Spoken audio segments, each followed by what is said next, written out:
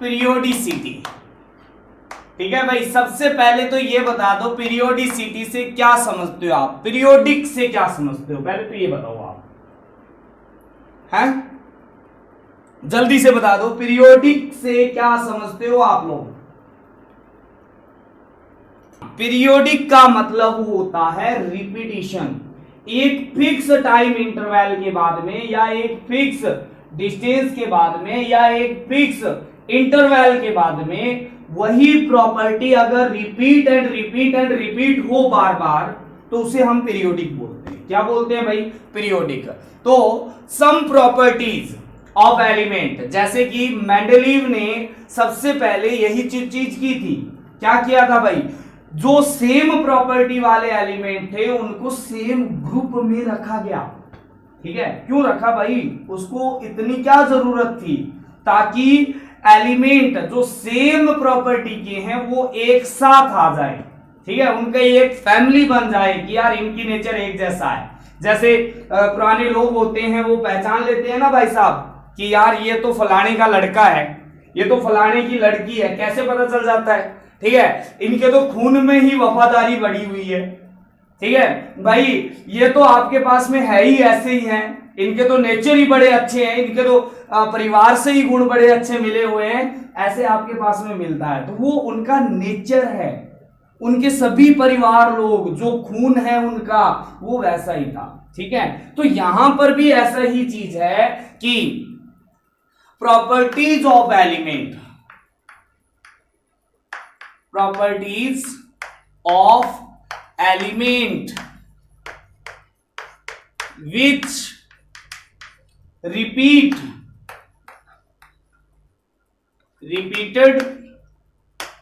in period or group is called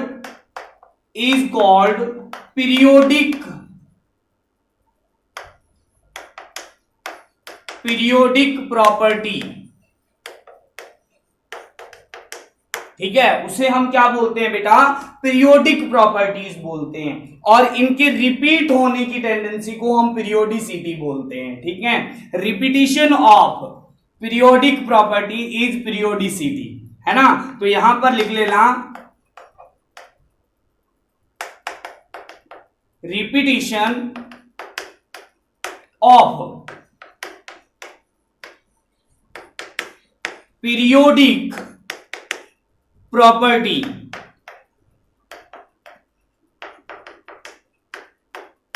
is called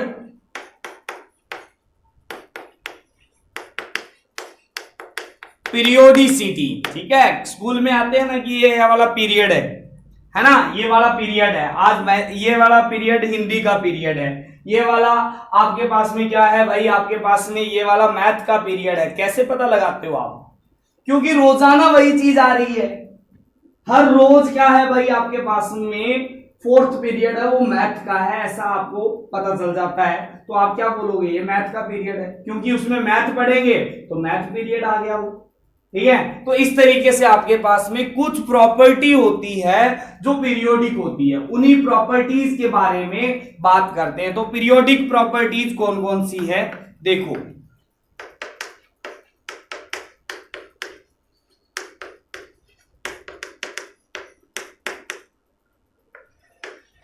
periodic properties are following. ठीक है, कौन कौन सी है? सबसे पहले मैं लिखना चाहूंगा बेटा, सबसे पहला है एटॉमिक साइज। Atomic size. दूसरा है आपके पास में स्क्रीनिंग इफेक्ट।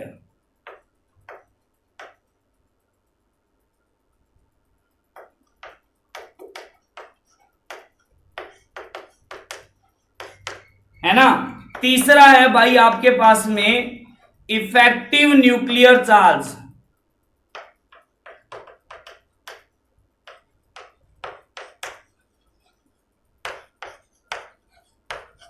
क्या है बेटा? Effective nuclear charge.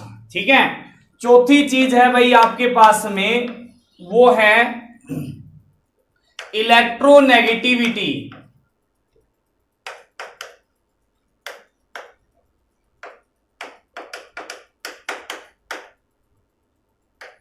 इलेक्ट्रोनेगेटिविटी, ठीक है। और पांचवी चीज है वो है इलेक्ट्रॉन एफिनिटी।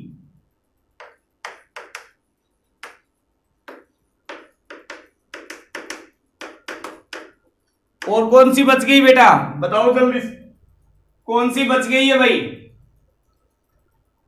तो एक चीज आपके पास में है आयोनाइजेशन एनर्जी, है ना, तो वो यहां पर लिख लो भाई, है ना, 4 नंबर उसको लिखो, आयोनाइजेशन एनर्जी।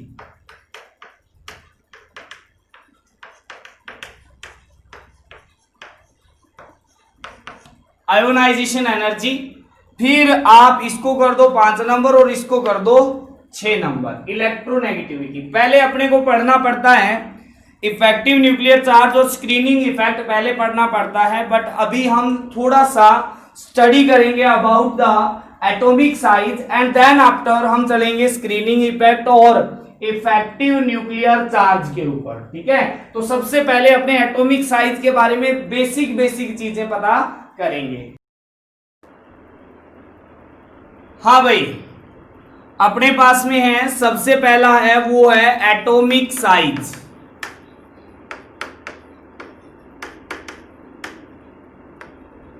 तो भाई एटम कैसा होता है, पहले बात बताओ जल्दी से। एटम होता है स्फेरिकल, यस और नो, है ना। तो अगर एटम स्फेरिकल होता है तो उसकी रेडियस फाइंड आउट करेंगे। क्या फाइंड आउट करेंगे बेटा? रेडियस फाइंड आउट करेंगे। चलो ठीक है, तो एटॉमिक साइज का मतलब रेडियस से ही हो गया, ठीक है। तो यहां पर क्या हो जाएगा भाई, एटॉमिक रेडियस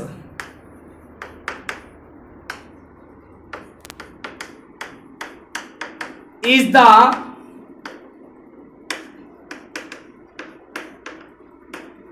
distance between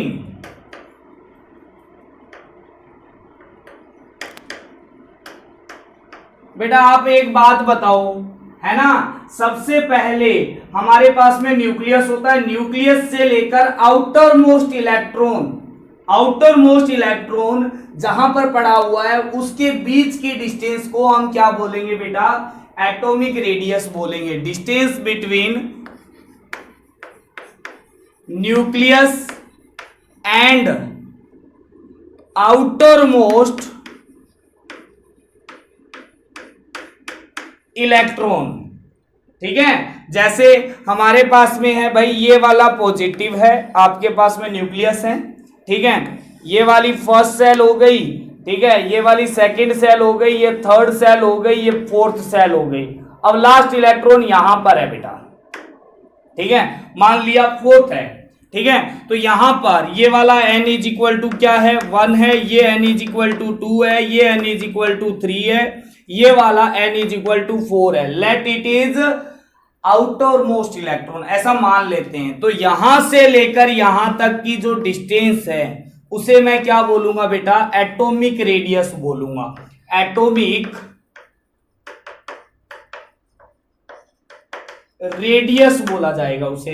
अब एक बात बताओ, इस सेल को तो आउटर मोस्ट सेल बोल दिया, इसके अंदर वाले सेल को ट्रांजिशन सेल बोला जाता है, और उसके अंदर वाले सेल को पेनल्टीमेट सेल बोला जाता है, और उसके अंदर वाले सेल को प्री पेनल्टीमेट सेल बोला जाता है, ठीक है। तो ये तो आपको पता ही होना चाहिए भाई, मैं आपको पहले इसके बारे में पूरा बता चुका हूं।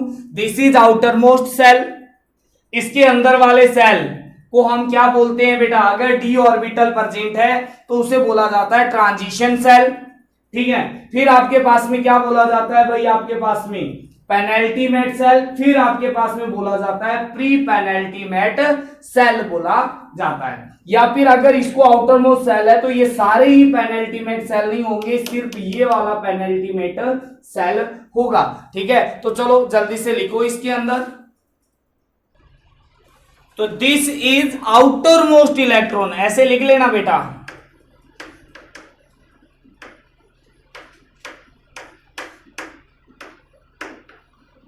ये आउटर मोस्ट इलेक्ट्रॉन है, ठीक है। अब भाई अपने पास में आता है क्लासिफिकेशन ऑफ एटॉमिक रेडियस, है ना।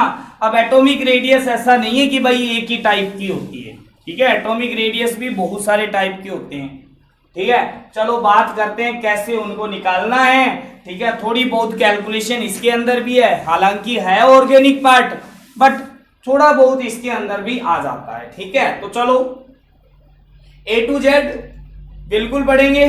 ठीक है, कोई भी टॉपिक या कोई भी चीज है वो छोड़ेंगे नहीं, जिससे कि क्वेश्चन बन के आ जाए और वो हमारे लिए दिक्कत प्रॉब्लम करे। भले ही थोड़ा ज्यादा लग जाएगा टाइम, क्या फर्क पड़ेगा उससे।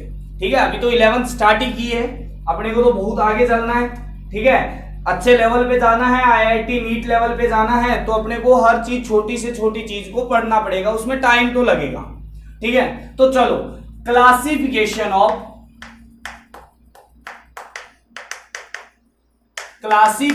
Of atomic radius.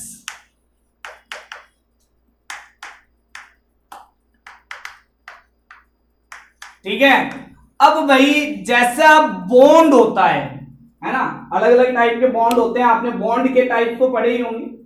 Covalent bond पढ़ा होगा, आयनिक बॉन्ड पढ़ा होगा, वॉन्डरवॉल बॉन्ड पढ़ा होगा। वॉन्डरवॉल अट्रैक्शन फोर्सेस होता है वैसे, बट वो भी एक टाइप का बॉन्ड ही होता है।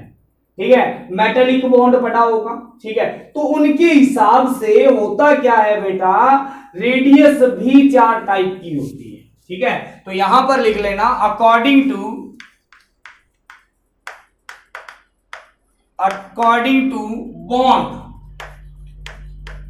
बॉन्ड रेडियस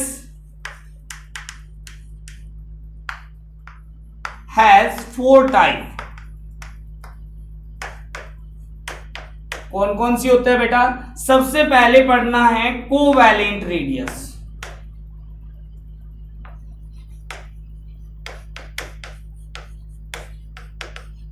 ठीक है, इसे हम VR से लिखते हैं। ठीक है, CR से लिखते हैं। किससे लिखते हैं, CR से, कोवैलेंट रेडियस। दूसरा है बेटा मेटेलिक रेडियस।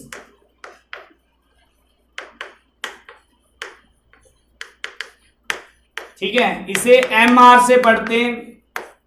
ठीक है, तीसरा होता है भाई आपके पास में, ऐसे लिख लो स्मॉल a स्मॉल b और ये लिख लो स्मॉल c। ठीक है, थर्ड होता है वॉन्डरवॉल रेडियस। ठीक है, इसे VR से लिखते हैं बेटा। ठीक है, और D वाला होता है, वो होता है भाई आपके पास में आयनिक रेडियस।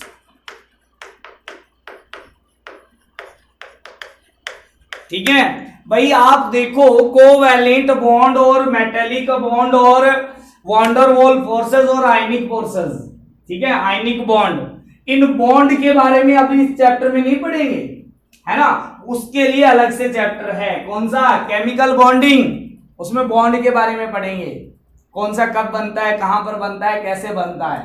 ठीक है, अभी यहां पर रेडियस के बारे में बन गया है, हमें उसकी रेडियस फाइंड आउट करनी है, तो वो चीज अपने को फाइंड आउट यहां पर करनी है। कैसे करेंगे वो देखते हैं, एक एक करके अलग अलग रेडियस को अलग अलग तरीके से पढ़ते हैं। चलो देखते हैं। आयनिक रेडियस को IR लिखते हैं। वॉन्डरवॉल रेडियस है ना। चलो हाँ, तो सबसे पहला है भाई कोवैलेंट रेडियस। अब कोवैलेंट बॉन्ड बनता किस किस के बीच में भाई, ये बनता है भाई या तो दो नॉन मेटल के बीच में या मेटलॉइड्स के बीच में। ठीक है, कोवैलेंट बॉन्ड का फॉर्मेशन होता है। ठीक है, तो लिखो सबसे पहली है, ए है कोवैलेंट रेडियस, लिखते हैं CR से। ध्यान से देखना बेटा, कोवैलेंट इस तरीके का होता है, एक एटम है, अच्छा ये वाला दूसरा एटम है। ठीक है, तो हम क्या करते हैं बेटा, इनकी इंटर न्यूक्लियर डिस्टेंस को क्या करते हैं भाई, ले लेते हैं। ये है inter nuclear distance, this is inter nuclear distance. ठीक है, तो यहां पर होता क्या है, ये मान लिया आपके पास में क्या है भाई, आपके पास में दो चीजें बनती है यहां पर। कैसे बनती है? एक तो बनती है भाई आपके पास में सेम होमोजीनियस मॉलिक्यूल का फॉर्म होता है, ठीक है। तो सबसे पहले तो बात ये आती है कि सर हम एटम में रेडियस होते हैं या साइज होता है, वो हम बॉन्डेड फॉर्म में ही क्यों कैलकुलेट करते हैं, अनबॉन्डेड फॉर्म में क्यों नहीं कैलकुलेट करते? ऐसा रेडियस होता है, ऐसा एटम होता है, तो हम इसकी ये वाली रेडियस कैलकुलेट करनी चाहिए ना, बट हम ऐसा नहीं करते। हम क्या करते हैं, size of the atom is always find out in the bonded form. क्यों भाई, ऐसा क्यों है? ठीक है, तो सबसे पहले तो ये क्वेश्चन लिखो भाई यहां पर, ठीक है, ये क्वेश्चन लिखना है यहां पर। क्वेश्चन क्या कहता है भाई? क्वेश्चन कहता है वाई रेडियस या atomic size is always calculate in bonded form. Yes, चलो आंसर क्या है बेटा? आंसर ये है कि आइसोलेटेड जो एटम होता है, मतलब सिंगल एटम है ना, ऐसे लिख लेना, आइसोलेटेड एटम, या फिर हम बोल सकते हैं सिंगल एटम, क्या कभी एग्जिस्ट करता है क्या? हाइड्रोजन अकेला कभी मिलेगा क्या? कभी नहीं मिलेगा बेटा, ठीक है। Does not exist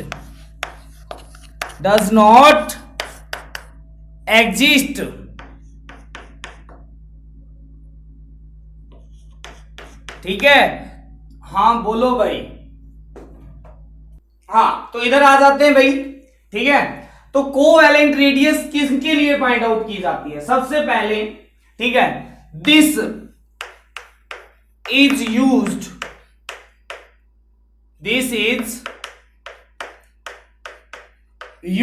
for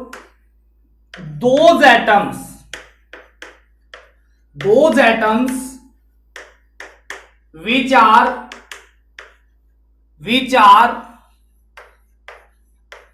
bonded by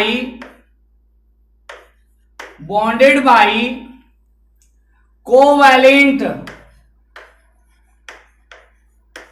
radius, covalent bond, ठीक है, ठीक है। Generally it is used for, ऐसे लिख लेना पहले,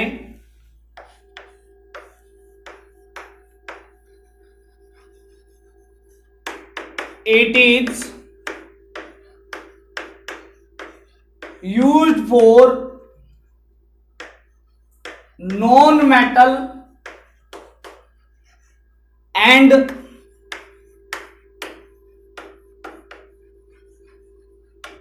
मेटलॉइड्स, ठीक है। होता क्या है भाई,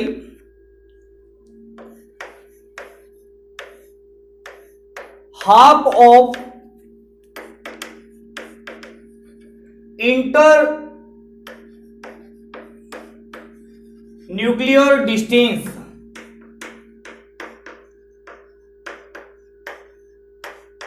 बिटवीन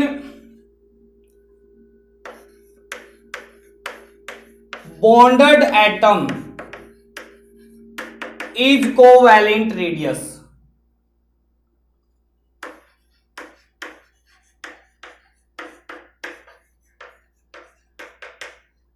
ठीक है। कोई भी दो एटम है, तीन एटम है, चार एटम है, जो आपस में जुड़े होंगे, उनकी इंटरन्यूक्लियर डिस्टेंस निकाल दो, उसको हाफ कर दो, तो उससे हम क्या बोलते हैं? कोवैलेंट रेडियस बोलते हैं। ध्यान से देखना इधर, मान लिया ये वाला है यहां पर, ठीक है, ये वाला यहां पर ऐसा दो एटम है, ठीक है, यहां पर ये न्यूक्लियस है दोनों के, ठीक है। तो दिस इज इंटरन्यूक्लियर डिस्टेंस, है ना, इंटरन्यूक्लियर डिस्टेंस।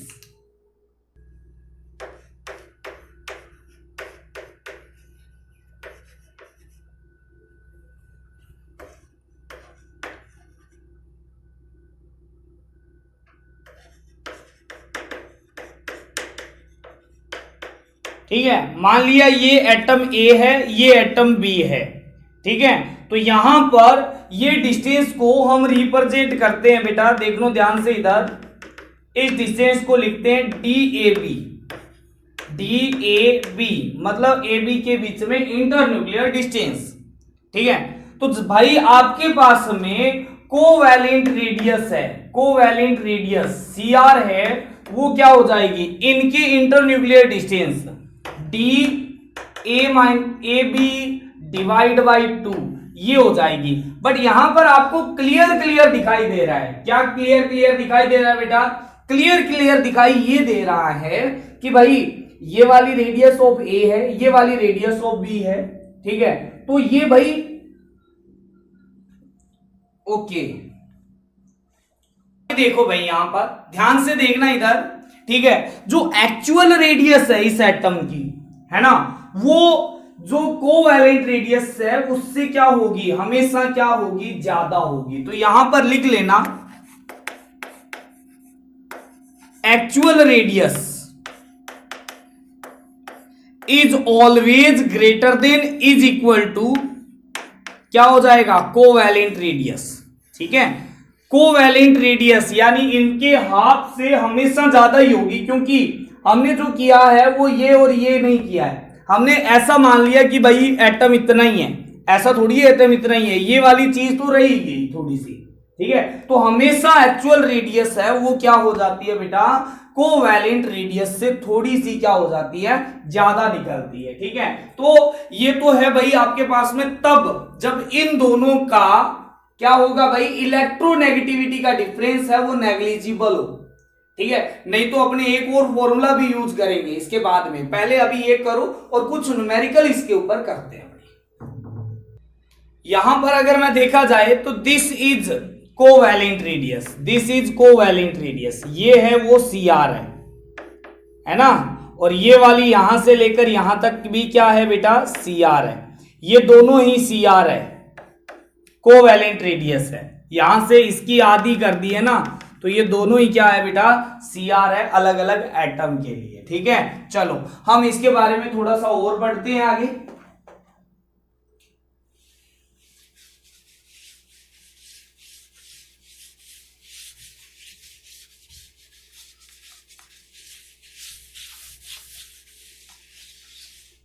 तो हम ये भी लिख सकते हैं भाई, C R is equal to internuclear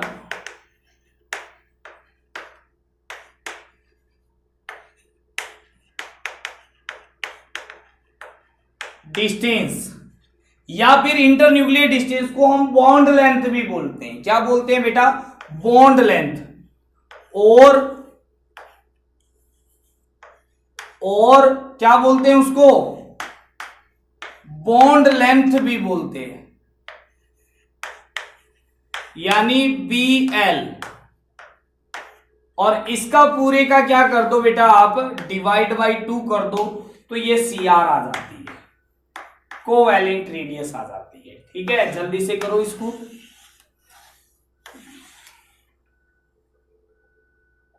आगे बढ़ते हैं भाई, case of covalent radius.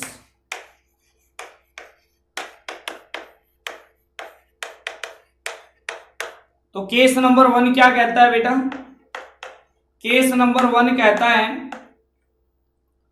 Covalent radius when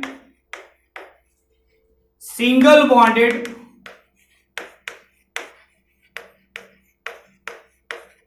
homogeneous atom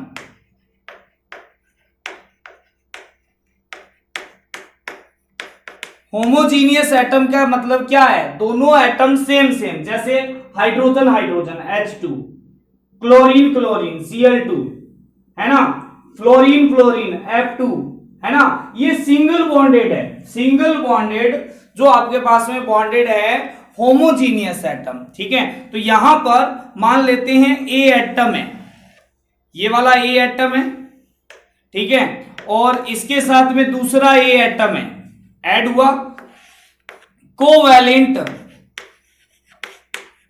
covalent single bond बना,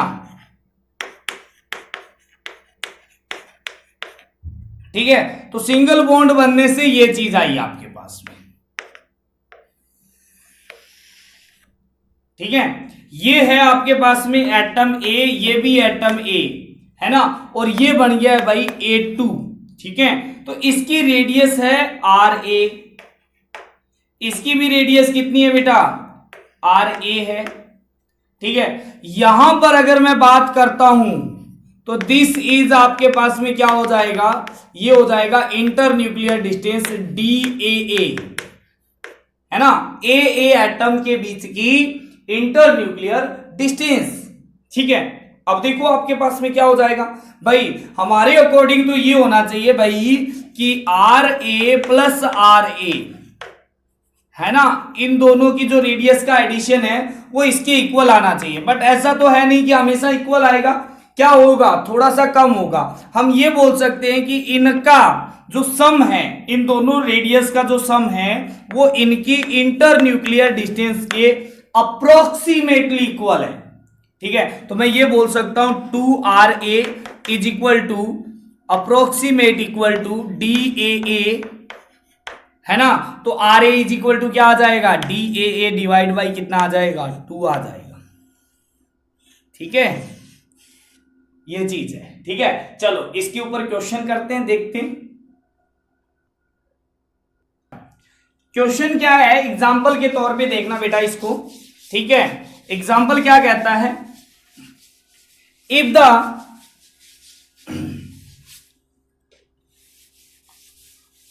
bond length of H2,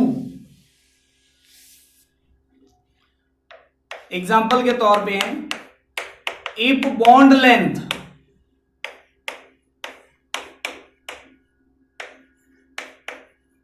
of H2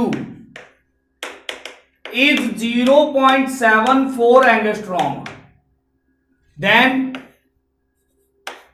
then calculate CR covalent radius of H atom।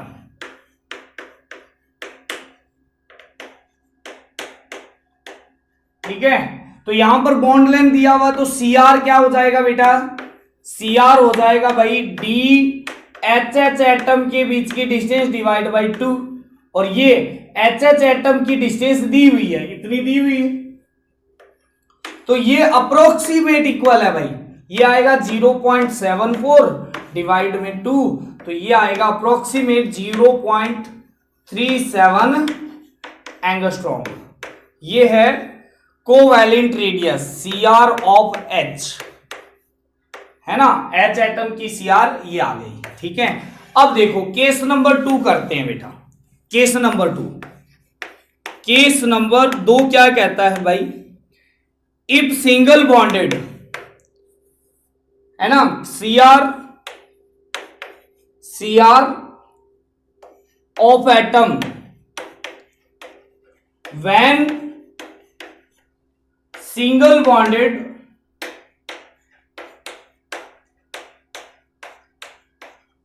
bonded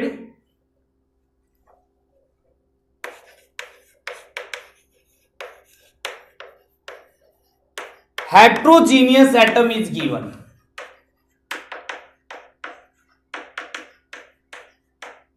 ठीक है, single bonded heterogeneous का मतलब क्या है बेटा, ध्यान से सुनना, ये तो है A एटम, ये है B एटम, इसकी रेडियस है RA, इसकी रेडियस है RB। ठीक है, यहां पर दोनों ऐड हुए और कोवैलेंट बॉन्ड बना, कोवैलेंट बॉन्ड बना इस तरीके से।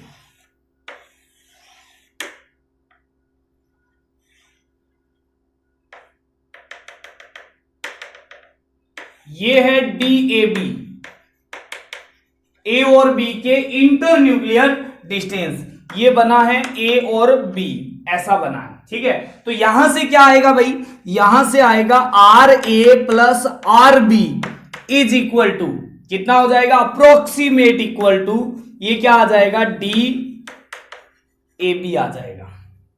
ठीक है, तो यहां से ए और बी की साइज अप्रोक्सीमेटली हम क्या मानते हैं, सेम मान के चलते हैं। ठीक है, ये जो सेकंड मेथड है ना वो हमेशा अप्लाई नहीं करेंगे। ठीक है, क्या करेंगे, यहां पर नोट डाल के लिखने वाला बात क्या है, case two is applicable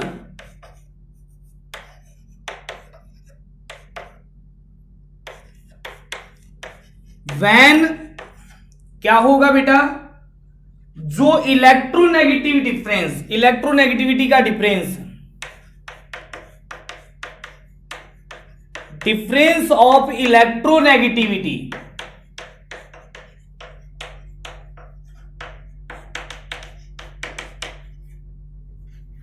is negligible,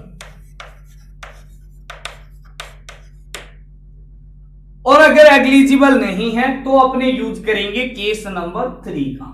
ठीक है, अगर इलेक्ट्रोनेगेटिविटी दी गई है तो हमेशा हम केस नंबर 3 यूज करेंगे। ठीक, चलो बेटा, तो केस नंबर 3 यूज करेंगे जब आपके पास में क्या होगा बेटा, इलेक्ट्रोनेगेटिविटी डिफरेंस क्या हो जाएगा भाई, आपके पास में नेग्लिजिबल नहीं होगा। ठीक है, तो ये वाला करेंगे भाई नेक्स्ट वाली क्लास के अंदर। ठीक है, तब तक के लिए thank you, have a nice day. Good morning students, कैसे हो भाई लोग आप। पीरियोडिक टेबल चल रहा था अपना। ठीक है, तो पीरियोडिक टेबल के अंदर हमने नील बोर एलिमेंट क्लासिफिकेशन के बारे में पढ़ा था। ठीक है, तो उसके अंदर हमने देखा था कि भाई कुछ आपके पास में मेटल्स होते हैं। ठीक है, तो यहां पर हमने लास्ट में ट्रांजिशन मेटल्स के बारे में पढ़ा था। तो आज हम स्टार्ट करते हैं इनर ट्रांजिशन मेटल्स के बारे में, और उसके बाद में करेंगे कुछ और क्वेश्चन। इसके ऊपर जितना अभी तक पढ़ लिया है उसके ऊपर करेंगे क्वेश्चंस, डिस्कशन करेंगे। ठीक है, तो चलो भाई, यहां पर नेक्स्ट टाइप के एलिमेंट है वो है inner transition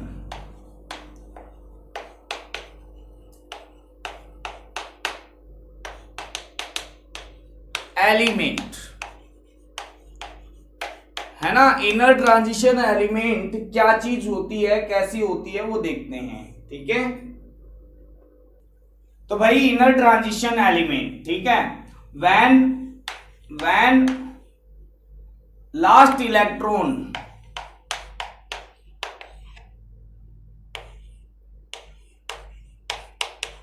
enter in F subcell,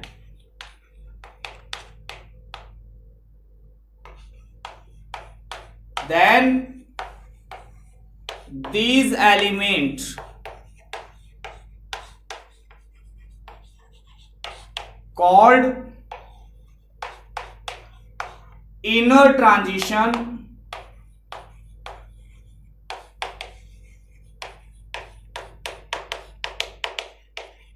element, है ना। या फिर मैं ये बोल सकता हूं ऑल एप ब्लॉक एलिमेंट्स, है ना। यहां पर लिख लेना all app block element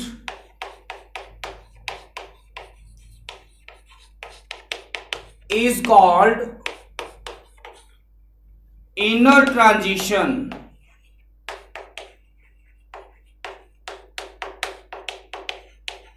element because, अब इन्हें क्यों बोला जाता है भाई इनर ट्रांजिशन एलिमेंट, इसलिए बोला जाता है क्योंकि यहां पर जो इलेक्ट्रॉन इंटर हो रहा है वो ट्रांजिशन, जो आपके पास में ट्रांजिशन सेल था उससे अंदर वाले सेल के अंदर इलेक्ट्रॉन फिल हो रहा है। ठीक है, because electron inter in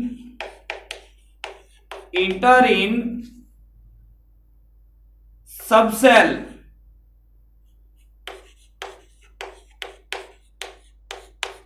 present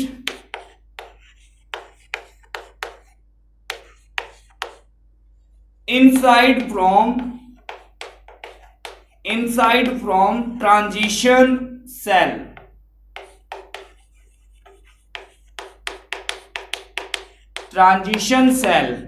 ठीक है। तो ये जो एलिमेंट है इसमें इलेक्ट्रॉन है वो ट्रांजिशन सेल से भी अंदर वाले सेल में इंटर कर रहा है, इसलिए एफ ब्लॉक के एलिमेंट को हम क्या बोलते हैं, इनर ट्रांजिशन एलिमेंट्स के नाम से भी इनको क्या किया जाता है, जाना जाता है। ठीक है, तो these are the classification of elements, ये क्लासिफिकेशन थी एलिमेंट्स की। अब इनके ऊपर करते हैं कुछ एक क्वेश्चन, चलो करते हैं, पहले ये उतार लो। चलो क्वेश्चन क्या है बेटा, ध्यान से देखना। विच of the following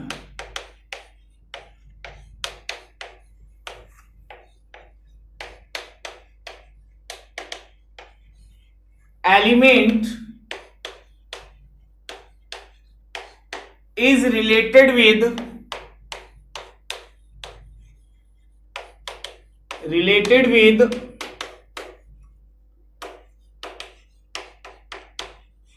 alkali metal। ठीक है, तो एल्कली मेटल से रिलेटेड कौन सा है आपके पास में, तो ऑप्शन ए है आपके पास में, वो है N-1 D10।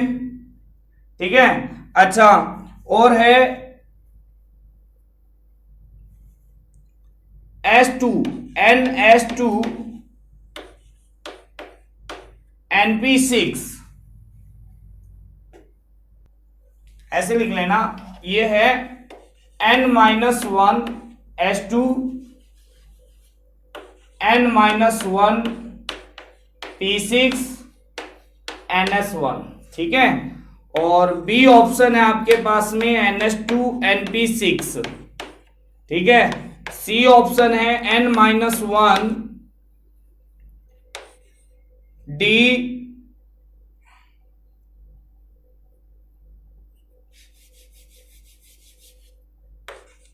N-1 D10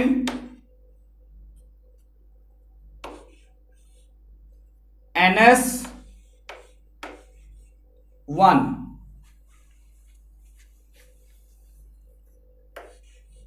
N-1 NS1 N-1 P6, ये वाला है आपके पास में। और डी कहता है आपके पास में ए एंड सी बोथ। ठीक है, चलो करो, ऐसे काम करो, ये थोड़ा चेंज कर दो, ये कर दो N-1 S2 NP6 NS1, ये कर दो। ठीक है, तो भाई आपके पास में अगर मैं बात करता हूं, ठीक है, ये एस ब्लॉक का एलिमेंट नहीं है। क्यों नहीं है भाई, यहां पर NS1 है दिया हुआ। ठीक है, तो आप सोच रहे होंगे कि NS1, बट आप एक बात सोचो कि जब भी आपके पास में ये देखो, यहां पर ये यहां पर है, देखो ये यहां पर है चीज। ठीक है, तो ऐसा होता है ना, जैसे 3D10 4S1 है ना, ये होता है, ये किस में होता है, ये कॉपर में होता है ना। तो सेम में एस ऑर्बिटल में क्या होता है, एक इलेक्ट्रॉन होता है, but this is not D block element. ये आपके पास में F D block sorry S block का एलिमेंट नहीं है, ये डी ब्लॉक का एलिमेंट है। ठीक है, तो यहां पर ये चीज है वो नहीं है कि भाई यहां पर आपके पास में ये एस ब्लॉक एलिमेंट हो, ये तो पी ब्लॉक है, ये तो इनर्ट गैस कॉन्फ़िगरेशन है, ये भी नहीं हो सकता। सिर्फ यहां पर ये चीज हो सकती है कि जैसे देखो मैंने एन की वैल्यू अपनी मर्जी से, ठीक है, 3 रख लो, 4 रख लो, 5 रख लो, ज्यादा सही कौन सा रहेगा भाई, 3 रखो, क्योंकि 3 रखने पर डी भी आ जाता है। मान लिया आपने 4 रख लो, 4 रखने पर डी भी आ जाता है, क्योंकि n-1 करोगे तो 3d होता है। मान लिया आपने 3 रखा तो यहां पर आएगा 2d तो होता ही नहीं है ना। ठीक है, तो आप ऐसी वैल्यू रखो जो आपके पास में क्या आ जाए, सारे को सेटिस्फाई करे। ठीक है, तो अपनी मर्जी से n की वैल्यू रख के देख लो, है ना, और आपको फिर लगे कि हाँ ये वाला है वो एल्कली मेटल है तो सही हो जाएगा। तो मैं अपनी मर्जी से, मन से अपने मन से क्या कर लो भाई, मन से n की वैल्यू पुट कर लो, कितनी 4 पुट कर लो, सभी को सेटिस्फाई कर देगा। ठीक है, तो अपने मन से रख दिया तो यहां पर आ जाएगा भाई ns1, यहां पर आएगा 3s2, यहां पर आएगा 4p6, यहां पर आ जाएगा भाई ये n-1 कर लो, ऐसे n-1 p6 कर लो। ठीक है, तो ये आएगा 3s2 3p6 और ये आ जाएगा 4s1। ठीक है, तो दिस इज एल्कली मेटल, ये एल्कली मेटल से क्या करता है भाई, यहां पर करता है। ठीक है, चलो ओके, नेक्स्ट क्वेश्चन करते हैं। देखो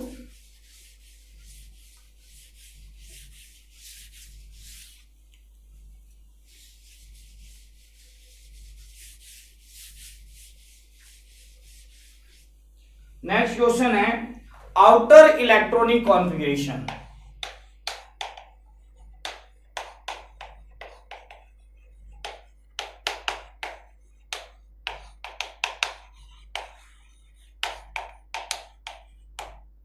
of element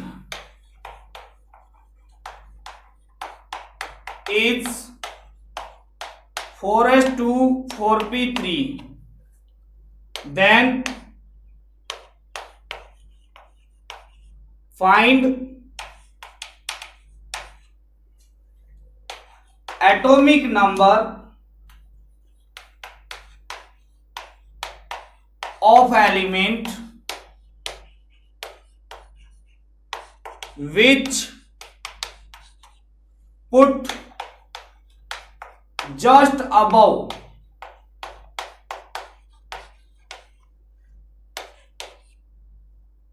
to it। ठीक है, आपको इलेक्ट्रॉनिक कॉन्फ़िगरेशन दिया हुआ है ये वाला, कहता है इस इलेक्ट्रॉनिक कॉन्फ़िगरेशन में जहां पर है इसके ऊपर वाला एलिमेंट आपको निकालना है। ठीक है, निकाल लोगे। ठीक है, उसका एटॉमिक नंबर निकालना है। ठीक है, क्या है, ऑप्शन ए है, बी है, सी है और क्या है बेटा, डी है। ठीक है, कौन सा आएगा आंसर बता दो, है बता दोगे ऐसे ही। 15 है, 33 है, ठीक है, 51 है और 83 है। ठीक है, बता दो जल्दी से।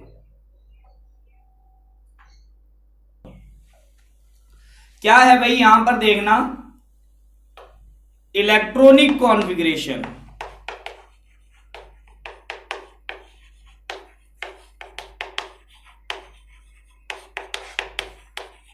of element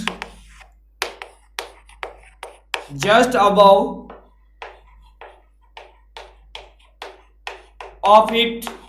ठीक है, अगर इसका 4s2 4p3 है तो उसका क्या हो जाएगा, उसका हो जाएगा 3s2 3p6। ठीक है, तो 3s2 3p6 से पहले अगर मैं बात करता हूं थर्ड से, तो थर्ड से पहले आर्गन आता है, तो ऐसा ही होगा उसका इलेक्ट्रॉनिक कॉन्फ़िगरेशन 3s2 3p6, तो ये हो गया 10, है ना, ऐसा ही है क्या, अच्छा सॉरी गलत हो गया, ये यहां पर आता है नियोन, है ना, नियोन, क्योंकि नियोन के बाद में ये 3s2 3p ये स्टार्ट होता है, 3s2 नियोन के बाद में स्टार्ट होता है। ठीक है, तो इसका हो गया 10 प्लस में 2 प्लस में कितना हो जाएगा बेटा, ये आपके पास में हो जाएगा भाई यहां पर, सॉरी 3p3 आएगा। ठीक है, प्लस 3 आएगा तो ये टोटल हो गया 15, तो इसका एटॉमिक नंबर हो जाएगा 15। सही आंसर ए ऑप्शन। ठीक है, तो क्या है, which element, which of the following element belongs to, क्या है क्वेश्चन है, which of following element belong to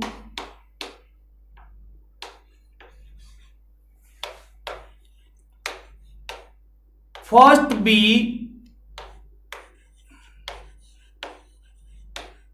group and second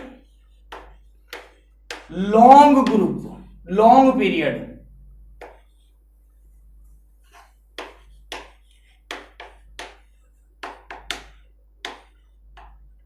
ठीक है, तो कौन सा एलिमेंट है जो फर्स्ट बी से हो और सेकंड लॉन्ग पीरियड से हो। ठीक है, तो इसके अंदर ऑप्शन दिया हुआ है, ए ऑप्शन है 4s1 3d10, बी ऑप्शन है 5s1 4d10, सी ऑप्शन है 4s2 3d10,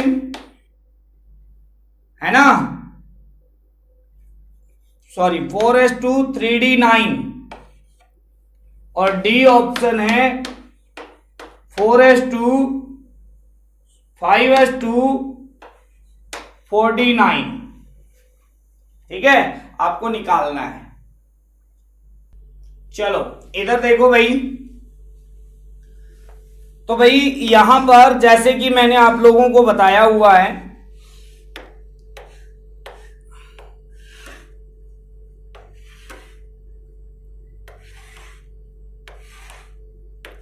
पीरियोडिक टेबल ऐसी होती है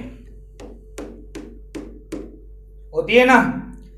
तो दिस इज शॉर्टेस्ट पीरियड, ये जो है थर्ड और फोर्थ पीरियड है, सॉरी सेकंड और थर्ड पीरियड है, ये ना लॉन्ग है और ना ही आपके पास में स्मॉल पीरियड बोलते हैं इनको, स्मॉल पीरियड दोनों ही, फर्स्ट स्मॉल सेकंड स्मॉल। ये है फर्स्ट लॉन्ग, ये है सेकंड लॉन्ग। तो सेकंड लॉन्ग के लिए आउटर मोस्ट सेल कौन सा हो जाएगा, 1 2 3 4 5, एन की वैल्यू हो जाएगी 5। तो अब देख लो एन की वैल्यू 5 किसमें, एन की वैल्यू 5 इसमें नहीं है, इसमें भी नहीं है, क्योंकि आउटर मोस्ट इसमें 4 है, तो गलत हो गया ये दोनों हो सकते हैं। अब मेरे को चलना क्या है, मेरे को चलना है बेटा फर्स्ट बी के अंदर। फर्स्ट बी का मतलब क्या है, फर्स्ट बी का मतलब है जो आपकी मॉडर्न पीरियोडिक टेबल है उसमें है 11, क्या है बेटा 11th ग्रुप। अब 11th ग्रुप के अंदर बात करता हूं तो 11th ग्रुप में कौन कौन सा आता है बेटा, 11th ग्रुप में आता है कॉपर, है ना, सिल्वर, है ना, और कौन आएगा, गोल्ड। ठीक है, ये चीज आती है। ठीक है, तो इनका आउटर मोस्ट इलेक्ट्रॉनिक कॉन्फ़िगरेशन होता है n-1 d10 ns1 होता है इसके अंदर। ठीक है, तो यहां पर n की वैल्यू कितनी है, 5 है, रख दो, तो 5 रखोगे तो यहां पर क्या आएगा, ये आएगा 5s1, ये कितना आ जाएगा 4d10। तो ये देखो यही चीज है, तो ये आपके पास में किसका है इलेक्ट्रॉनिक कॉन्फ़िगरेशन भाई, Ag। ठीक है, और हम तो सिर्फ इलेक्ट्रॉनिक कॉन्फ़िगरेशन देख के ही नहीं, हम तो ये भी बता देंगे कि Ag का इलेक्ट्रॉनिक कॉन्फ़िगरेशन है ना बेटा। चलो जल्दी से उतारो इसको। नेक्स्ट क्वेश्चन है भाई, out of first 100 element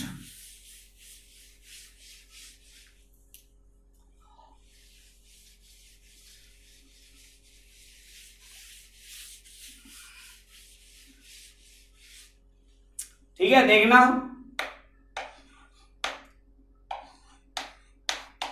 out of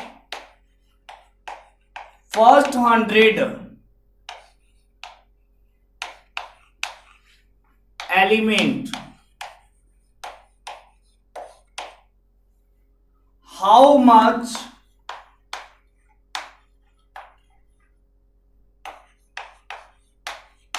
element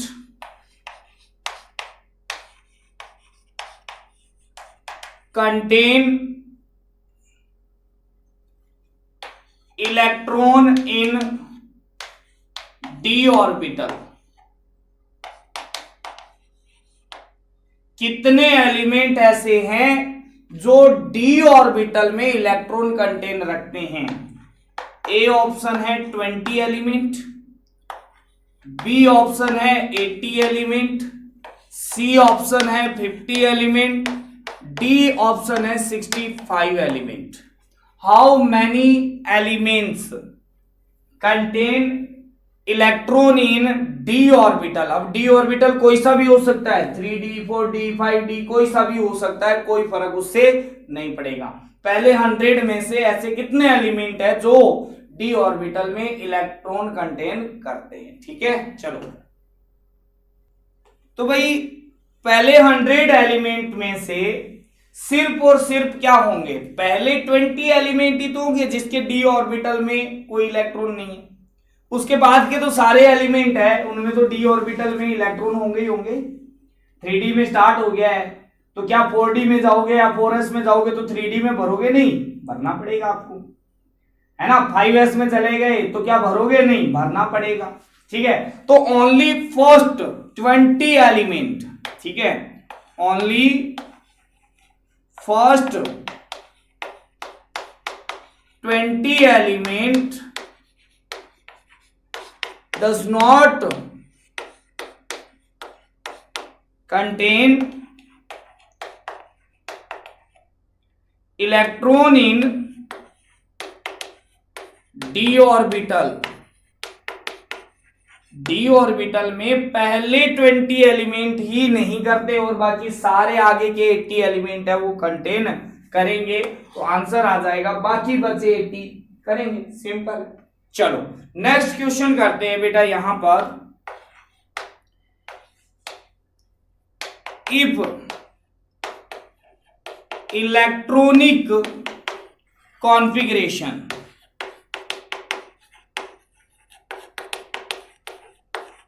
of element is given as n-1 dx, n-1 s2, n-1 p6 ns2, ns2, ठीक है। If value of x is 7 and fourth period element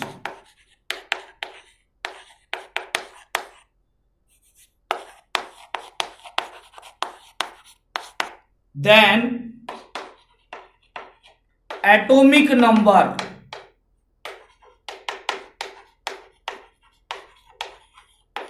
of element is, A option है 57, B है 61, सी है 27, D है 37।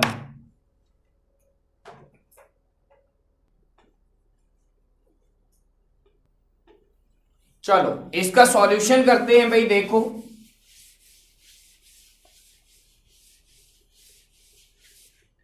यहां पर लिख लो n की वैल्यू 4 रख लो, क्योंकि फोर्थ पीरियड का है तो n की वैल्यू तो 4 हो गई। ठीक है, तो n की वैल्यू हो गई 4 और x की वैल्यू 7 दी हुई है, तो लिख लेते हैं इसके अंदर। तो क्या हो जाएगा 3d7 n-1, ठीक है। अच्छा 3s2 है, 3s2 है, यहां पर है 3p6 और 3d, और इसके अलावा यहां पर है 4s2। तो सिंपल सी बात, अगर आपको बात पता चल रही है तो इससे पहले नियोन आता है ना, इससे पहले नियोन का इलेक्ट्रॉनिक कॉन्फ़िगरेशन आता है। तो सिंपल है, देख लो 10 + 2 + 6 + 7 + 2, सिंपल है। तो इनको ऐड कर लो, देख लो भाई कितना आया भाई, ये आया 10, 22 कितना हो जाएगा 28, 28 प्लस में 2, सॉरी गलत हो गया क्या है,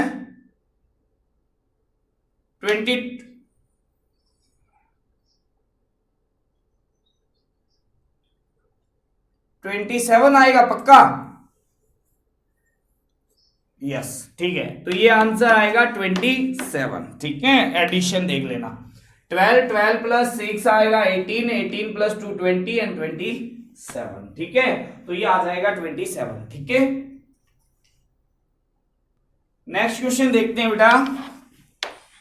क्वेश्चन है if an element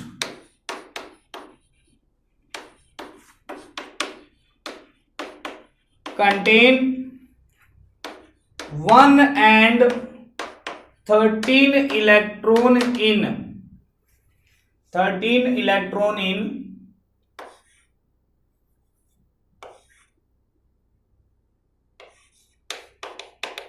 ultimate cell and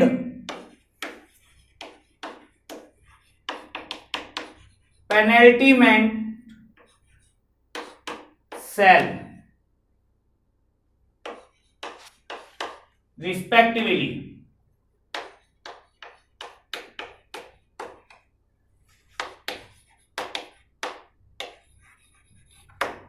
then it is related to, ये किससे रिलेटेड होगा? ए ऑप्शन है एल्कली मेटल से,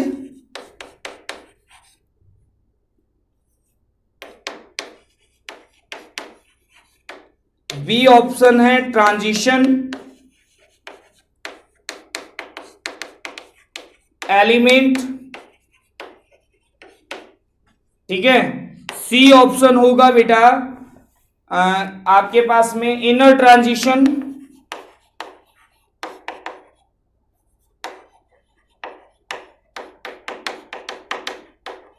एलिमेंट, और डी ऑप्शन होगा भाई आपका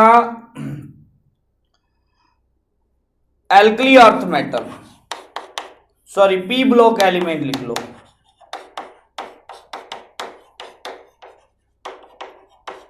जल्दी से बताओ इसका आंसर।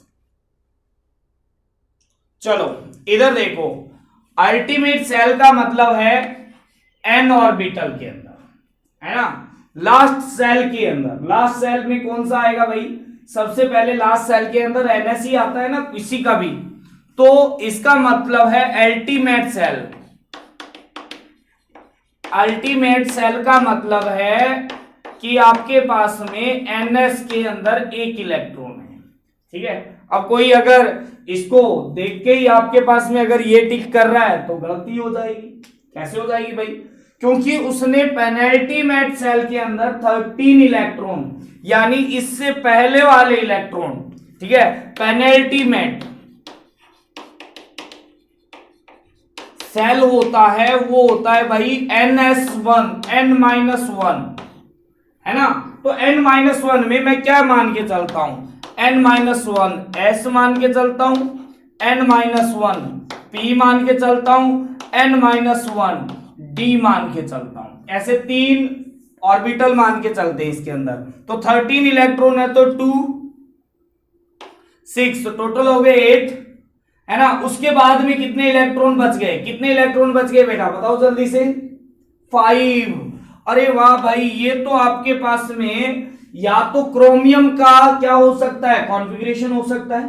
क्रोमियम के लिए n की वैल्यू 4 रखनी पड़ेगी, ठीक है, n की वैल्यू क्या रख दो? 4 रख दो, तो ये आ जाएगा आपके पास में 3d5 4s1 आ जाएगा, है ना, ठीक है। नहीं तो मॉलिब्डेनम का रखना पड़ेगा या टंगस्टन का इलेक्ट्रॉनिक कॉन्फ़िगरेशन हो सकता है। तो this is belongs to transition element. ये ट्रांजिशन एलिमेंट से बिलोंग करता है क्योंकि इसका डी ऑर्बिटल है वो क्या है? इनकम्प्लीटली फिल्ड है, ठीक है। तो चलो बेटा अभी तो ये चीज करो जल्दी से, ठीक है।